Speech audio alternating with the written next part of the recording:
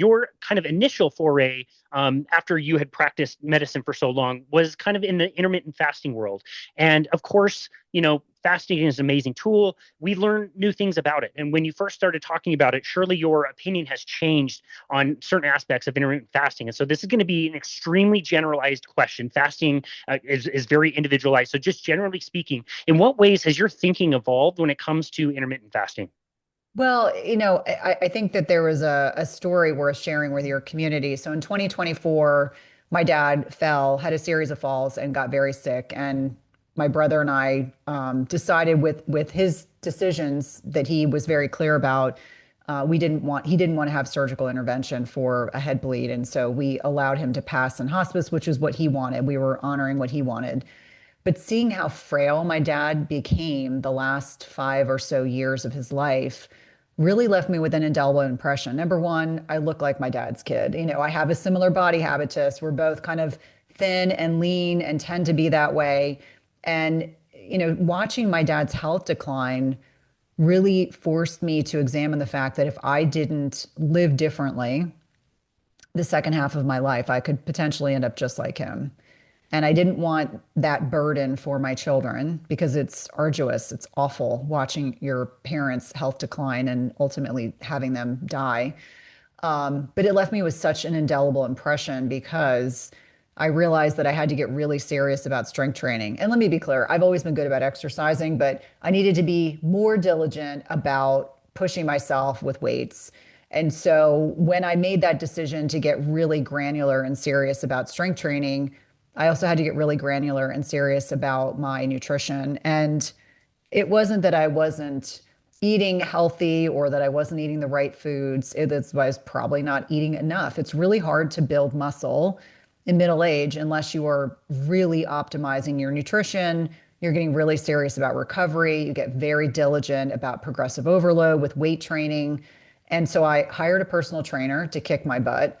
I started eating in a 12 to 13 hour period of digestive or outside of this digestive rest concept. So instead of calling it intermittent fasting, which 12 to 13 hours is literally just 12 to 13 hours without eating, I started abiding by 3 meals a day instead of two. And I started to find that my body composition, meaning I was developing more lean muscle mass and losing a little bit of body fat, came to fruition. So for me personally, I still believe in intermittent fasting as a strategy. However, dovetail, if you are trying to build muscle, you need to get really clear about, are you eating enough food to actually be able to do that? Because when I got really clear about my macros, I was like, yeah, I'm getting close to 100 grams a day of protein, but I'm eating it in 2 meals and then I'm not hungry for a third. So how can I readjust my meals so that I can get 120 grams of protein? And I need to spread that out over 3 meals and not two. And so now I have 3 boluses of protein a day. I've gotten really granular about the rest of my macros, but that has allowed me to put muscle mass on. And muscle mass is not impossible to build in middle age, but as a female in menopause, it gets a whole lot more challenging. And even though I take hormone replacement therapy, I sleep well, I do all the right things, I get plenty of recovery. It's a little harder at this stage of the game. And so that nutrition piece and meal frequency became really important. Now, I want to be clear, I still believe in intermittent fasting. I think especially for those of us that are not metabolically healthy, people that are trying to shift body composition, but it shouldn't be at the expense of losing muscle because muscle is way more than just a physical aspect of our bodies. It really is a metabolic engine. It's really important for insulin sensitivity. It's important to maintain it so that you don't become frail and then fall. And I think people, Casey, in our age ranges aren't thinking about frailty. They're like, that's so far in the future. I don't need to think about it. I think about it a whole lot more now, having gone through that experience in 2024 with my dad, even though I had seen plenty of patients become sarcopenic, weak, and frail and lead to falls.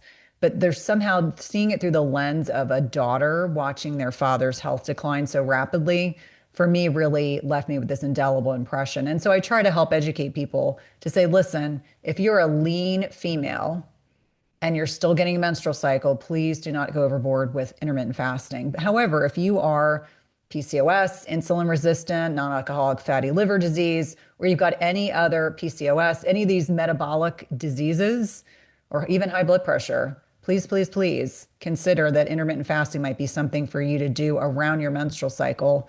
And same thing with men. Like my husband, fasts a couple days a week and he doesn't need to fast every single day. But I think it is still a really valuable strategy for people. Maybe you do it when you travel. Maybe you do it when you've come back from vacation, you've eaten too much food. But I think for a lot of people, it's like get really clear about your nutrition and whether or not you're nourishing your body. Because I think for some people, they're unknowingly, chronically eating they're just in a deficit all the time. And that makes it hard to recover. It makes it hard to build muscle, makes it hard to sleep. I mean, there's so many things that come from that. Yeah, well, that's very well explained. I'm of the habit of telling people that when they're in the fasted state, generally speaking, the body will protect its muscle mass. But what you're talking about is just being a little bit more clear about getting those protein goals to actually have a little bit of growth. You need a little bit extra in those times, and maybe fasting, you might not be wasting muscle per se, but if you want to be gaining and preparing for the future, you need to be a little bit more diligent today. Yeah, Am and I it's understanding that right? Yes, and it's interesting because you talk to other experts in the space, metabolic health experts, and they'll talk about that caution. If you are a thin, lean person, think about it. Your body can become catabolic. And so we use that term to talk about how muscle can be broken down to fuel the body. And you just never want to get to that point where you're chronically in a state of catabolism. And so when people are like fasting habitually, every single week, 20, 24-hour fasts, I'm like, do you really need to do that at the expense of your muscle mass?